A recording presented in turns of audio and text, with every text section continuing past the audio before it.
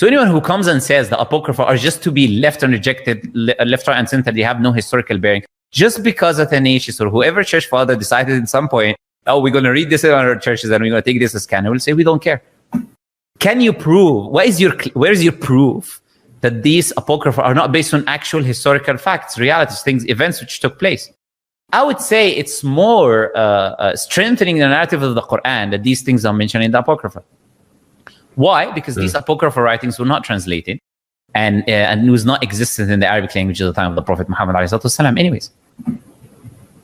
It were not, there was no translated Bible in the life of the Prophet ﷺ into Arabic language. It's only bits and pieces that some people here try to translate of the Bible, not even of the Apocryphal writings. Now, if Prophet Muhammad, so that's the first thing now. First thing is we reject your premise. Your premise is based on a selection of the books of one of the church fathers. Why do we have to accept that? Your church is historically inaccurate because the Apocrypha was not looked at historically in the early days as something that you just reject and put on the side because you don't like it.